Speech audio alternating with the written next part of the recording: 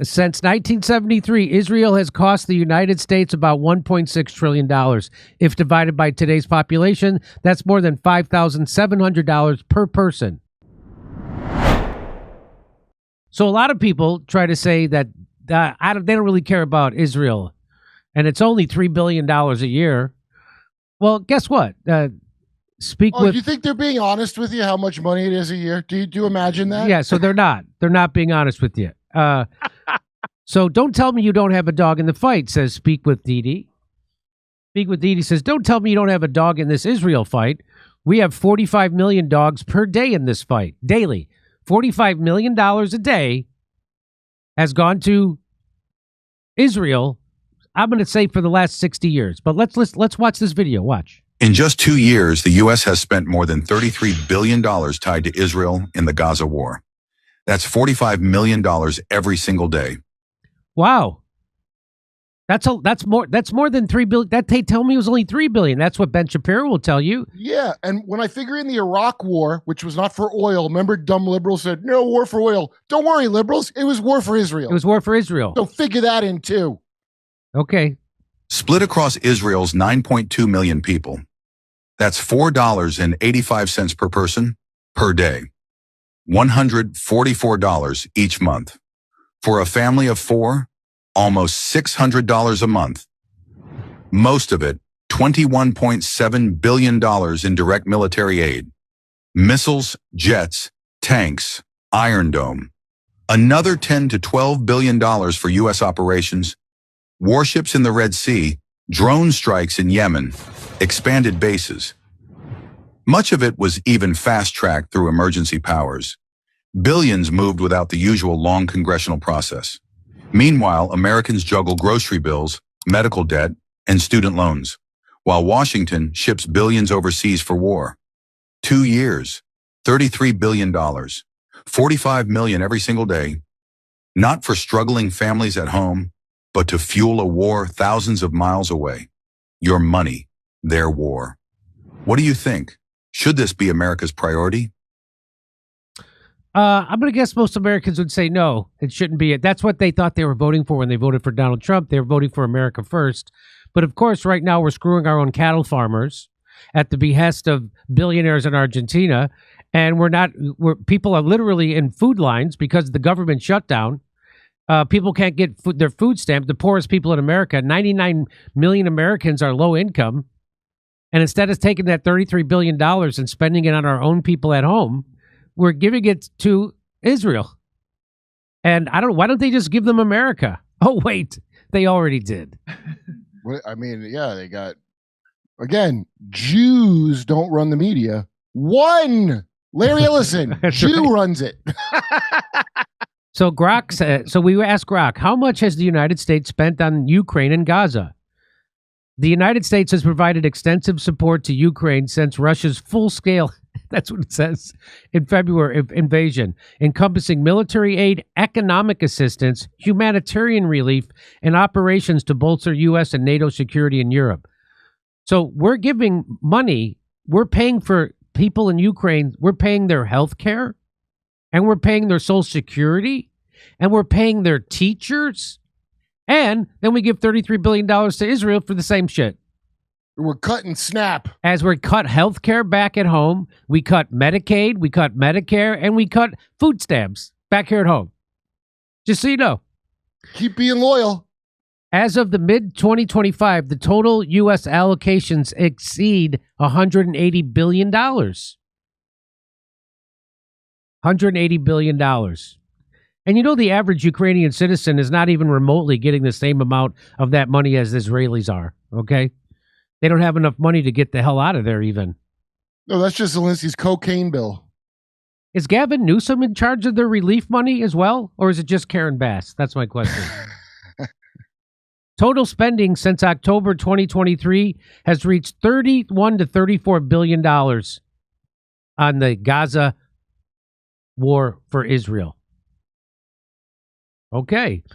And here's a report. Israel to spend over $500 million shekels turning ChatGPT into public diplomacy tool. Foreign Ministry's $145 million global campaign enlists U.S. firms, influencers, AI platforms like ChatGPT to shape pro-Israel narratives online and counter growing criticism among young Americans.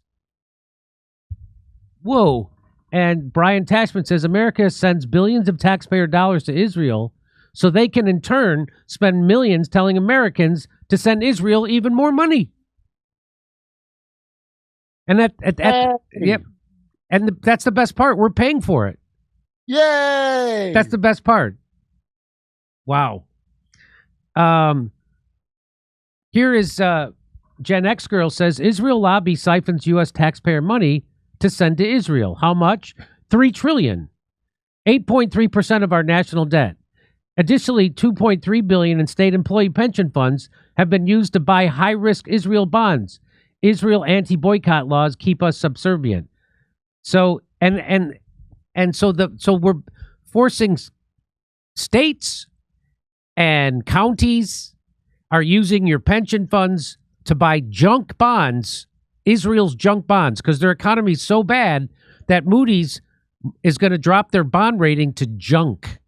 Remember the housing crash, and they made that fun movie about it with Steve Carell and everybody, and they explained about junk bonds? They're doing it again. They're doing it again. For Israel, to you morons. They're doing it again. Hang on, let me... So let's watch this video. You can keep Kurt up. What is the U.S. taxpayer cost of supporting Israel? $3 trillion. Wait, aren't we missing $2 trillion from a little bit ago? Wait, remember the $2 trillion we couldn't account for right before 9/11, and then that happened again. Okay, here we go. So what do our state representatives do? State employees' pensions used to buy high-risk Israeli bonds. So they're using so state pensions money go to Israel junk bonds. So South Carolina. So these are all the different. All flows one way. all the money flows that way. That's a development corporation for Israel bonds. Yay! So these are all the different Alabama, Oklahoma, Louisiana, are all the different states sending their money to buy horrible bonds in Israel. They drink your milkshake, you morons. Yeah. So keep voting. Keep being part of the thing. Keep enlisting, imbeciles. Keep doing it. Keep doing it. So let's talk. Alabama sends $10 million. Arizona sends $20 million. Arkansas, $57. Florida, $200 million in Israel bonds. Georgia, $25 million in Israeli bonds. Illinois, $100 million in Israel bonds. Indiana, $100 million. Louisiana, $30 million. Mississippi, $20 million. New York, $267 million. Ohio, $187 million. Oklahoma, $62 million. Pennsylvania, $56 million. South Carolina, $30 million. Texas, $140 million to Israel. County employee pension and used to buy high-risk Israeli bonds. That's county employee pensions. $5 million from Broward County. $76 million from Miami-Dade County. $700 million from Palm Beach County. $33 million from... So this total taxpayer cost of supporting Israel, you ready for this? $1.6 trillion U.S. taxpayers cost for Israel support. Since 1973, hang on, let me back that up. Ben was only off by how much? Since 1973, Israel has cost the United States about $1.6 trillion. If divided by today's population, that's more than $5,700 per person. That's from That's from the Christian Science Monitor. How expensive are aircraft carriers? They cost $1.6 trillion. It's not our aircraft carrier. That's our Mars base in the Middle East. What have they done with that $1.6 trillion? I'm guessing somebody's skimming some of that money. Dr. Evil only asked for $1 million. I know. Right? Israel's taking more than Dr. Evil. So from 1973 to 2002, $1.6 trillion. From 2003 to 2024, $1.4 trillion. Total, $3 trillion. Okay, so here's what America is. Imagine a stupid rock star whose agents are robbing them, and then when they find out, they die and join the 27 Club. That's America. Get ready for Israel to kill us and live off the residuals. Let's see if there's any more to this video. I think that's it. And here's Ted Cruz. So here's Blakely. Oh, well, I love Blakely. Have you thanked Israel today? Senator allegedly representing Texas, Ted Cruz, says that Americans should be thanking the Israeli regime for accepting billions of our money. Let's watch her. Let's watch.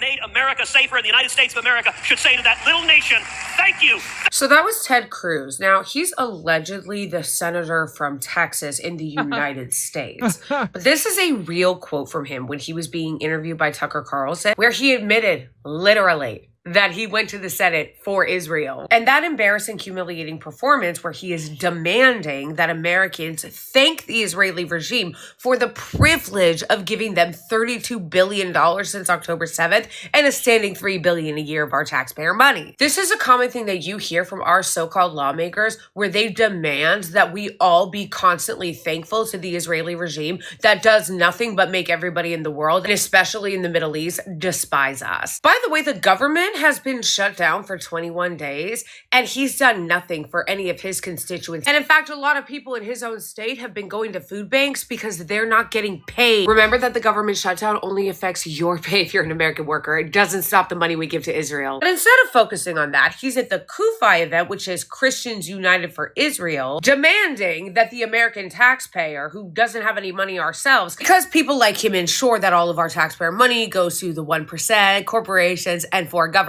say thank you to the Israeli regime. Have you said thank you to Israel today? When are we going to start making them register as foreign lobbyists? Because he clearly doesn't work for Texas. Clearly. Oh, Jimmy, I resent you some great Ted Cruz quotes. Okay, hang on. I'm gonna play in a second. So then I say, whoa, hold on there, partner. You got about 5 seconds to explain how anything you just said helps defend the blessed state of Israel, or I walk. That's simple. Guess what? He couldn't come up with a single thing. So I pulled my pants up and I never went to that urologist ever again. Wow. He is really dedicated. So there's when you don't have enough money to pay your mortgage or your health insurance premiums more than your mortgage, and you can't afford to send your kid to college, or you can't afford to take a vacation, or you can't afford to go out to dinner or go out to see a show, or you can't, whatever. Just know where your tax money's going. It's not going back in America because we don't have nice things here. We don't have nice things here. Thank you, tiny country, for keeping me safe. We have a crumbling infrastructure. We've outsourced all our good-paying jobs to more desperate people in more desperate situations, like in China, Thailand, places like that, places like Bangladesh, places like India. We've gotten rid of all our good-paying jobs, and so we're now a financialized economy, and that only helps the financialized people. So we've gotten rid of we're pretty close to getting rid of our middle class. It's rich and poor. So these aren't left-right issues. These are us against them. And they keep us distracted with the left-right issues. They keep us distracted with trans people in bathrooms. They keep us distracted with the abortion. They keep us distracted with gay rights. They keep us, what else do they keep us distracted with? A million things left. Oh, so they're going to socialists. They're going to give you health care. Fat people are getting your health care money. That's not what's happening. What's happening is Wall Street's getting your healthcare money. Oh no, the people that went to Epstein Island might leave New York. Yeah. Oh no. Oh no. Epstein lived there and everybody went to his freaking house. Yeah. Oh, they'll leave. No. Wow, what a collection of jerk-offs. All those people, yeah. By the way, you know that people saying, "Oh, there's going to be all these people are going to leave New York if Mandami becomes president." Go, go! You know the effect of that would be it would lower people's rents. You know that, right? If those people actually left, it would lower the rents. No! So no one will ever go to New York again if the billionaires leave and go to their bunker. That's right. So you're giving Mandami a win right off the bat because rents would fall probably. I saw an estimate that rents would fall 17%. If all the I people, only saw 14. oh, okay, maybe 14. So if all the people left who said they were leaving, the rents would fall by 14%. Hey, if they didn't fall at all and you just got the fuck out, that's cool too. Fuck you, billionaires. Fuck you. So you can't be angry enough at our politicians for being cucks to Israel. You can't be angry enough. Imagine what we could do with that $3 trillion. All right. Took all your money to give to a military industrial complex that has not won a war in 80 goddamn years. That's right. Who gives it to Israel to keep us safe, which they don't do, and they also don't keep Jews safe. In fact, they kill Jews on the regular. That's right. For their many false flags to justify taking everything. Is everybody a moron? Come see us in Australia. Second show's added in Melbourne, Sydney, and Brisbane. We'll see you in Burbank, California, the day after Thanksgiving. It's a Friday. And then Pottstown, Pennsylvania, December 6th. Plus, January 11th, we're going to be in Waikiki at the Blue Note. Tickets not available yet for them, but go to jimmydore.com for a link for all the other tickets.